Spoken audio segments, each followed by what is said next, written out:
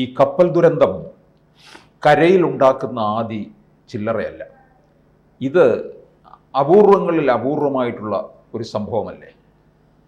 അപൂർവങ്ങളിൽ അപൂർവം എന്ന് പറയാൻ പറ്റത്തില്ല. കഴിഞ്ഞൊരു 1960 മുതൽ ഒരു കഴിഞ്ഞ കുറേ വർഷത്തെ എടുത്തു കഴിഞ്ഞാൽ ഒരു 130 പ്രാവശ്യമെങ്കിലും ലോകത്തിൻ്റെ വിവിധ സ്ഥലങ്ങളിൽ എന്ത് സംഭവിച്ചിട്ടുണ്ട്. എണ്ണ ചോർച്ച, ഇതുപോലെ കപ്പൽ. ഇവിടെ പ്രധാന പ്രശ്നം എന്താണ്? കപ്പൽ മറിഞ്ഞതല്ല, അതിനകത്തുള്ള വസ്തുക്കൾ ചോരുന്നതാണ്. ഗ്യാസ് കാര്യങ്ങൾ പോകുന്നത് സംഭവിച്ചിട്ടുണ്ട്. ഇവിടെ തന്നെ 643 കണ്ടെയ്നറുകളാണ് ഉണ്ടായിരുന്നത്.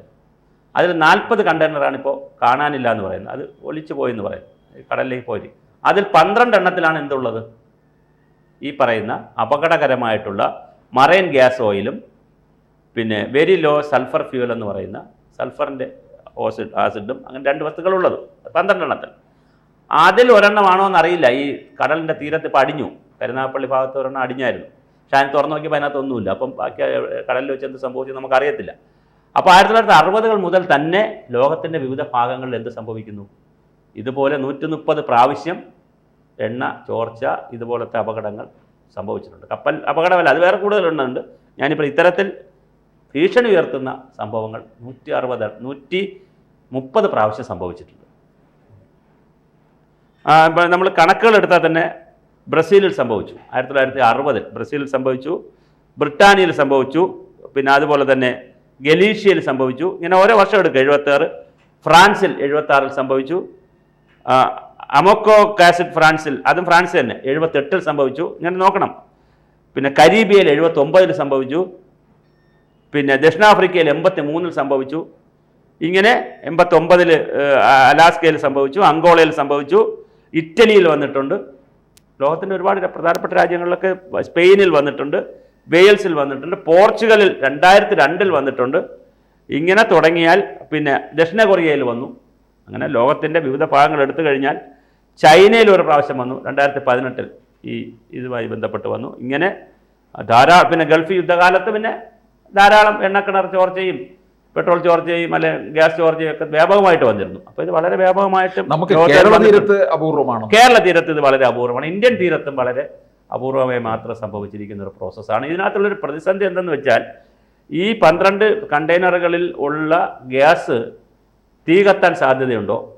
അപ്പോൾ 20 നോട്ടിക്കൽ മൈൽ ഏരിയയിൽ 14 നോട്ടിക്കൽ മൈലിനകത്താണ് സംഭവിച്ചിരിക്കുന്നത്. അപ്പോൾ 20 നോട്ടിക്കൽ മൈൽ വരെ ആളുകൾ പോകരുതെന്നും മത്സ്യബന്ധനം നടത്തരുതെന്നൊക്കെ പറഞ്ഞ് ബോട്ടിനെയൊക്കെ നിരോധിച്ചിട്ടുണ്ട്. പക്ഷേ ഇത് കടലാണ്, വെള്ളമാണ്. വെള്ളത്തിൽ ഇത് വന്നാൽ എത്ര ദൂരം ഇത് സ്പ്രെഡ് ചെയ്യുമെന്നൊന്നും നമുക്ക് അങ്ങനെ കയറി പ്രഡിക്റ്റാൻ കഴിയില്ല. അപ്പോൾ അത് സ്വാഭാവികമായിട്ട് തീ പിടിക്കാനുള്ള സാധ്യതയുണ്ട്. അതിനേക്കാൾ വലിയ മത്സ്യസമ്പത്തിന് വലിയ നാശം സംഭവിക്കാനുള്ള സാധ്യത വളരെ കൂടുതലാണ്. അപ്പോൾ കടലിലെ ആവാസ വ്യവസ്ഥയിൽ തന്നെ വലിയ മാറ്റം ഉണ്ടാക്കാം. കാരണം ഇത് പിന്നെ എന്താ പറയുക, ആവിയായി പോയില്ലെങ്കിൽ, ഇത് ഗ്യാസായി ആവിയായി പോയില്ലെങ്കിൽ കടലിൻ്റെ അടിയിലേക്കാണ് പോകുന്നതെങ്കിൽ തീർച്ചയായിട്ടും അത് ഉണ്ടാക്കാൻ പോകുന്ന ആവാസ വ്യവസ്ഥയ്ക്ക് ഉണ്ടാകുന്ന വലിയ പ്രശ്നങ്ങൾ ഉണ്ടാക്കും.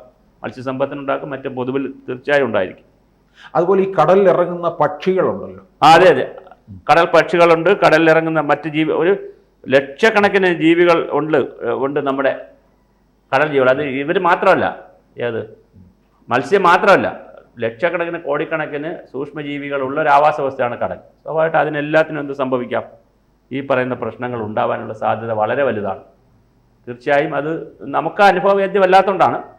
അതുകൊണ്ടാണ് കരയിലും ഇത് സൂക്ഷിക്കണം, ആളുകൾ സൂക്ഷിക്കണമെന്ന് പറയുന്നു. കടലിന് പോകുന്നവർ സൂക്ഷിക്കണം, മത്സ്യം ഉപയോഗിക്കുന്നവർ സൂക്ഷിക്കണം, മത്സ്യം പിന്നെ പിടിക്കുന്നവർ സൂക്ഷിക്കണം, എല്ലാവരും സൂക്ഷിക്കണം എന്നുള്ള നിലയിലേക്ക് വന്നിട്ടുള്ളത്. വളരെ സീരിയസ് ആയിട്ടുള്ളൊരു വിഷയമാണത്.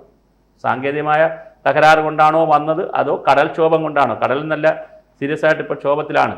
കാരണം ബംഗാൾ ഉൾക്കടലും ഇന്ത്യൻ മഹാസമുദ്രവും നമ്മുടെ പിന്നെ അറേബ്യൻ കടലും ഇതെല്ലാം പഴയ കാലങ്ങളെ അപേക്ഷിച്ച് വളരെ പ്രക്ഷുബ്ധമാണിപ്പോൾ. അപ്പോൾ ഇതെല്ലാം കൂടെ വരുമ്പോൾ സ്വാഭാവികമായിട്ട് പ്രശ്നമാണ്.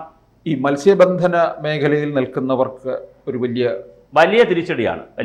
കാരണം ആളുകൾ ഭയന്ന് പോയി. ഇത് കുറേ മത്സ്യമൊക്കെ ചത്താൽ മതി. ഇപ്പോൾ ഒരു ഏരിയയിൽ കുറച്ച് മത്സ്യം ചത്ത് അടിയുകയാണെങ്കിൽ ആ ഏരിയയിലുള്ള മത്സ്യം പിന്നെ ആരും വാങ്ങത്തില്ല, കുറച്ച് ദിവസത്തേക്കാലും വാങ്ങത്തില്ല. അപ്പോൾ പിന്നെ ഫുഡ് ഇൻസ്പെക്ഷനൊക്കെ നടന്ന് അത് ശരിയല്ല എന്നൊക്കെ കണ്ടുപിടിച്ചൊക്കെ കൊടുക്കണം. കുറച്ച് പ്രോസസ്സുണ്ട്. അപ്പോൾ അതുകൊണ്ട് മത്സ്യബന്ധനത്തിനെ സീരിയസ് ആയി ബാധിക്കും ജനങ്ങൾ ഭീതിയിലേക്ക് പോയാൽ.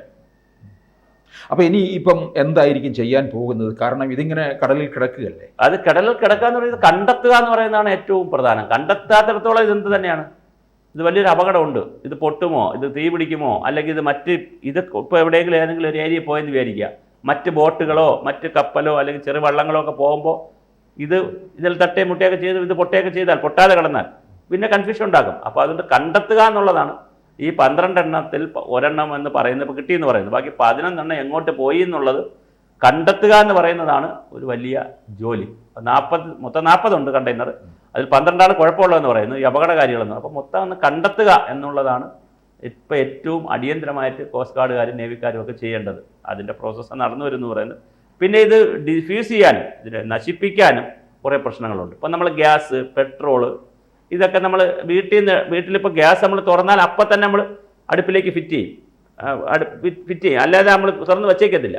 അതുപോലെ ടാങ്കറിൽ പെട്രോൾ കൊണ്ടുവരുന്ന ലോറി, അതൊക്കെ എടുക്കുന്നത് ഒരു പ്രോസസ്സിലൂടെയാണ്.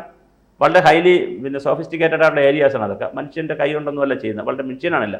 അത് കൊണ്ടുപോകുന്നതും വളരെ നമ്മൾ കണ്ടിട്ടില്ലേ, ടാങ്കർ ലോറിലേക്ക് ഹൈലി ഇംപ്ലൈമബിൾ എന്നൊക്കെ എഴുതി വെച്ചിട്ടുണ്ട്. അതിൻ്റെ അടുത്ത് പോലും പോകാനല്ലേ പറയുന്നത് അതിൻ്റെ അർത്ഥം. അപ്പോൾ വളരെ സുരക്ഷിതമായിട്ടാണ് അത് കൊണ്ടുപോകുന്നതൊക്കെ. അപ്പോൾ അതുകൊണ്ട് തന്നെ ഇത് സുരക്ഷിതമായി സൂക്ഷിക്കേണ്ട ഒരു മേഖലയാണ്. പക്ഷേ നിർഭാഗ്യവശാൽ നമ്മുടെ കയ്യിൽ നിന്ന് പോയി കടലിലായിപ്പോയി. ഇനിയിപ്പോൾ അത് ഒരു കണ്ടുപിടിക്കുക എന്ന് പറയുന്നൊരു പണിയുണ്ട്, നിർവീര്യമാക്കുക എന്ന് പറയുന്ന പ്രോസസ്സുണ്ട്. കണ്ടുപിടിച്ചാലും നിർവീര്യമാക്കൽ എളുപ്പമല്ല, പക്ഷേ ആ ഒരു പ്രോസസ്സുണ്ട്. അല്ലെങ്കിൽ അത് ജനങ്ങൾക്ക് വലിയ ബുദ്ധിമുട്ടുണ്ടാക്കും. ഇത് ഈ എത്രയോ നോട്ടിക്കൽ മൈൽ അകലെയാണല്ലോ, 14 നോട്ടിക്കൽ മൈൽ. അപ്പം കരയ്ക്ക് അല്ല, ഇവൻ കരയിലോട്ട് വന്നല്ലോ. ഒരു കണ്ടെയ്നർ ഇപ്പോൾ കരയിലോട്ട് വന്നല്ലോ, കരുനാഗപ്പള്ളി വന്നല്ലോ. കടലിൻ്റെ ഏറ്റവും വലിയൊരു പ്രത്യേകത എന്താണ്? അതാണ് കടലിനോടുള്ളൊരു കളിക്കുന്നത്. ആഴക്കടലിലേക്ക് പോകാത്ത എല്ലാത്തിനെയും കടൽ എന്ത് ചെയ്യും? കരയിലോട്ട് അടിക്കും 3-ാം ദിവസം. അതുകൊണ്ടല്ലേ ആളുകൾ മരിക്കുമ്പോഴൊക്കെ പറയുന്നത്, ആളുകൾ മരിക്കുന്നത് ആഴക്കടലിൽ പോയിട്ടല്ല, ജസ്റ്റ് തുടങ്ങുന്നിടത്ത് ശകലകത്തോട്ട് പോയിട്ടാണ് മരിക്കുന്നത്. അപ്പം 3-ാം ദിവസം എന്ത് ചെയ്യും? 3 ദിവസമേ കടൽ സൂക്ഷിക്കുള്ളൂ. 3-ാം ദിവസം എവിടെ കളയും? കരയിലോട്ട് കളയും. അപ്പോൾ എല്ലാ കാര്യവും ചെയ്യുക. അപ്പോൾ അതുകൊണ്ട് കടൽ വളരെ സത്യമുള്ളൊരു സംവിധാനമാണ്, ഒരു പ്രകൃതിയുടെ ഒരു ഭാഗമാണ്. അപ്പോൾ ഇത് ആഴക്കടലിൽ പോയിട്ടില്ല, അത്രയും അകത്തോട്ട് പോയിട്ടില്ല കപ്പൽ. പോയിട്ടില്ല സ്ഥിതിക്ക് ഇപ്പോൾ കരയിലൊരെണ്ണം വന്നല്ലോ, ചിലപ്പോൾ ഇത് കരയിലേക്ക് വരാൻ സാധ്യത. ബാക്കി എവിടെയെങ്കിലും ഏതെങ്കിലും തീരം, ഇപ്പോൾ കൊച്ചിയിലുണ്ടായതിൻ്റെ ഒരു കണ്ടെയ്നർ വന്നത് എവിടെയാണ്? കരുനാഗപ്പള്ളിയിലല്ലേ? എത്ര ദൂരം കിടക്കുന്നു? റോഡ് വെച്ച് നോക്കിയാൽ ഒരുപാട് ദൂരം ഉണ്ടല്ലോ. അപ്പോൾ അത് സംഭവിക്കും. കടലിന് ആ ദൂരം വിഷയമല്ലല്ലോ, വെള്ളമല്ലേ, ഒറ്റ സ്ട്രെച്ച് കിടക്കുന്നതല്ലേ. അപ്പോൾ അത് പിന്നെ കൃത്യമായി അടിച്ചും, തിരമാലയും കൂടെ അല്ലേ, വലിയ തിരമാലയല്ലേ, അത് അടിച്ചെടുത്ത് അടുത്ത തീരത്തേക്ക് കളയും. അങ്ങനെയാണ് ഇപ്പോൾ വന്നത്. അതുകൊണ്ട് കരയിലുള്ളവർക്കും ഇത് പ്രശ്നമാണ്, ഇത് കണ്ടുപിടിക്കുന്നത് വരെ. അല്ലെ, കരയിലുള്ളവർക്ക് ഉണ്ടാകുന്ന ഒരു ആശങ്ക എന്ന് പറയുന്നത്, ഇത് പൊട്ടും. ഇത് കരയിലോട്ട് വന്ന് പൊട്ടിക്കഴിഞ്ഞപ്പോൾ രാത്രിയൊക്കെ ഇത് കരയിലോട്ട് വന്നാണ് പൊട്ടുന്നതെങ്കിൽ അറിയില്ലല്ലോ. നമുക്കിത് എപ്പോഴാണ് പൊട്ടുക, എവിടെ വന്നാണ് പൊട്ടുക എന്ന് നമുക്ക് അറിയത്തില്ല. കാര്യം കരയിലെ അന്തരീക്ഷം വേറെ, കടലിലെ അന്തരീക്ഷം വേറെ, വെള്ളത്തിലെ അന്തരീക്ഷം വേറെ, വായുവിൻ്റെ സ്ഥിതി വേറെ. കരയിൽ വരുമ്പോൾ ചൂടുണ്ട്, കരയിൽ വരുമ്പോൾ വേറെ അന്തരീക്ഷമാണല്ലോ. അപ്പോൾ ഇതെന്താണെന്ന് സംഭവിക്കുന്ന അറിയില്ല, വേറെ ആവാസവസ്ഥയാണ് കരയിൽ. അപ്പോൾ കരയിൽ വന്ന് പൊട്ടുകയോ ഇനി ആരെങ്കിലും പിന്നെ ഇപ്പോൾ ഇത്രയും വാർത്തകളൊക്കെ വന്നതുകൊണ്ട് ആരും പൊട്ടിക്കാനൊന്നും പോകണില്ല. ഒരു കണ്ടെയ്നർ വന്നു എന്ന് വെച്ചാൽ ആരും പൊട്ടിക്കാനൊന്നും പോകുന്നില്ല. ഇത് വാർത്തകൾ വന്നല്ലോ, അങ്ങനെ വല്ലതൊക്കെ ചെയ്ത് കഴിഞ്ഞാൽ അറിയാൻ പറ്റത്തില്ല. അപ്പോഴേ ചത്തുപോലും, ആളുകൾ എത്തത്തുമില്ല. ഇത് ഗ്യാസല്ലേ, അപകടകാരികളായ വിഷം ബാധകമല്ലേ സാധനം, അല്ലാതെ ഒരു നല്ല സാധനം അല്ലല്ലോ.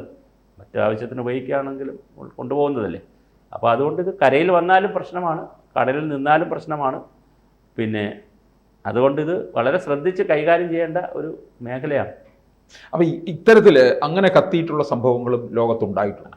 അകത്ത് വെച്ച് കത്തിയിട്ടുള്ള സംഭവങ്ങളുണ്ട്. കരയിൽ വന്ന് വലുതായിട്ട് കത്തിയിട്ടില്ലെങ്കിലും എണ്ണവാതക ചോർച്ചയൊക്കെ വന്നിട്ട് കടൽ കത്തിയിട്ടുള്ള എത്രയോ, കടലിൽ വെച്ച് വളരെയധികം കത്തുന്ന എത്രയോ വീഡിയോസും എത്രയോ രാജ്യങ്ങളിൽ സംഭവിച്ചിട്ടുണ്ട്. ആളപായവും സംഭവിച്ചിട്ടുണ്ട്. പിന്നെ ഗൾഫ് യുദ്ധകാലത്തൊക്കെ വലിയ എണ്ണക്കപ്പൽ കത്തിക്കൽ തന്നെ നടന്നിട്ടുണ്ട്. കത്തിക്കൽ തന്നെ പർപ്പസായിട്ട് കത്തിക്കൽ നടന്നിട്ടുണ്ട്, സ്വാഭാവികമായിട്ട് കത്തിയതുകൊണ്ട്. അത്തരം ഒരുപാട് വാർത്തകൾ വന്നിട്ടുണ്ട്.